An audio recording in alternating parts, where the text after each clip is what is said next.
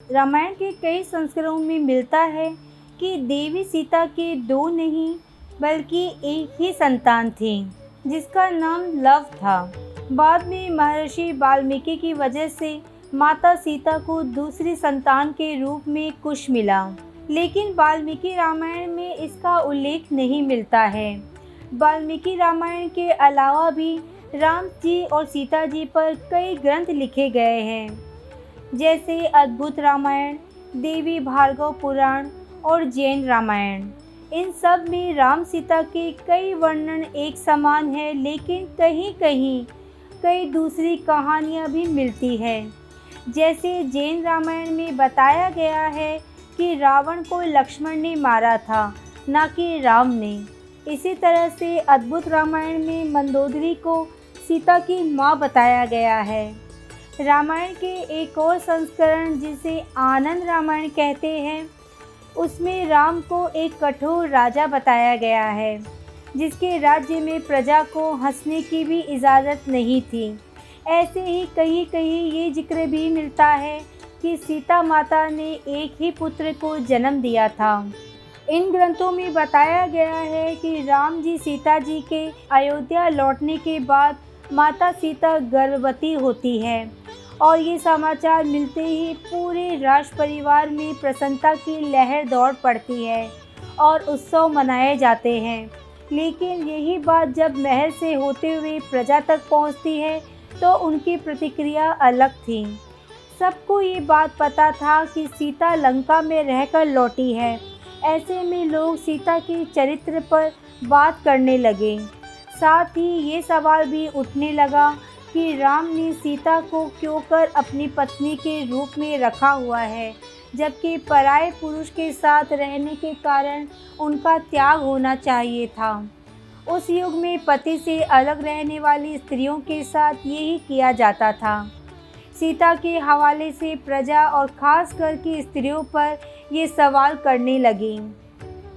आखिरकार जब माता सीता को ये बात पता चली तो उन्होंने खुद ही अयोध्या छोड़ने का फैसला ले लिया। इसके बाद का हिस्सा वाल्मीकि रामायण जैसा ही है, जिसके अनुसार लक्ष्मण सीता को छोड़ने जंगल गए, जहां महर्षि वाल्मीकि सीता का इंतजार कर रहे थे। आश्रम पहुंची गर्भवती सीता का दुख देखते हुए वाल्मीकि ने उन्हें धीरज रखने और आम सन्यासिनों की तरह जीवन बिताने की सलाह दी। सीता दूसरी स्त्रियों की तरह रहने लगी और आश्रम के कामकाज में हाथ बटाने लगी। इस बीच अयोध्या में सीता जी का त्याग कर चुके राम की हालत कुछ अच्छी नहीं थी। अपनी गर्भवती पत्नी को छोड़ने के कारण वे बहुत दुखी थे और उसी तरह से रहते जैसे जंगलों में दूसरे सन्यासी रहते हैं। वे राजमहल का भोजन नहीं करते थे और ज़मीन पर कुश बिछाकर सोया करते थे। हालांकि ये राज्य का कामकाज अच्छी तरह से संभाल रहे थे। इस बीच सीता जी का गर्भ पूरा हुआ और उन्होंने एक मनोहारी पुत्र को जन्म दिया। वैसे सीता जी के पुत्र को जन्म को लेकर कई ग्रंथों में अलग अलग कहानियाँ हैं। जैसे लोक कथाओं में कहा जाता है कि सीता जी ने जुड़वा पुत्रों को जन्म दिया था, जबकि वाल्मीकि रामायण में दो पुत्रों के जन्म का जिक्र नहीं है। एक कथा में कुश ने किस तरह से जन्म लिया, इसका जिक्र मिलता है। कथा के अनुसार आश्रम की दूसरी सन्यासी स्त्रियों की तरह काम कर रही सीता को लव के जन्म के कुछ वक्त बाद लकड़ी लाने जंगल जाना था। कुछ जगहों पर ये लिखा है कि सीता को स्नान के लिए नदी पर जाना था। अब नन्हे लव को लेकर तो वह जा नहीं सकती थी, इसलिए थोड़ा सोचकर उन्होंने महर्षि वाल्मीकि को कुछ देर के लिए उसे संभालने को कहा। वाल्मीकि उस समय किसी काम में जुटे हुए थे। उन्होंने हाँ तो कह दिया, लेकिन सीता ने देखा कि उनका ध्यान लव पर नहीं था। ये देखते हुए माता सीता लव को अपने साथ ले जाने का फैसला करती है और निकल पड़ी। इधर काम खत्म करने के बाद वाल्मीकि का ध्यान जब बिछोने पर गया तो वहाँ लव नहीं दिखा। उन्हें ये नहीं पता था कि झुंझलाई हुई सीता पुत्र को साथ लेकर जा चुकी है।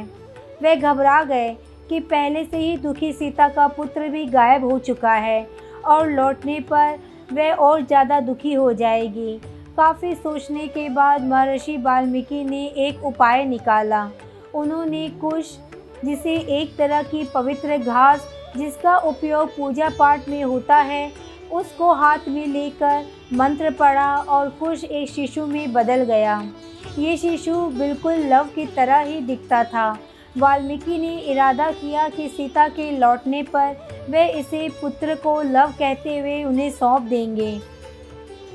सीता लौटी तो ऋषि उनके पास लव को देखकर भौचक्का रह गए। इधर सीता एक और पुत्र को पाकर काफ़ी प्रसन्न थी। उन्होंने कुश से जन्मे बालक का नाम कुश ही रखा। हूबहू लव की तरह दिखने वाला ये बालक लव के जुड़वा भाई की तरह जाना गया। जय सिया राम।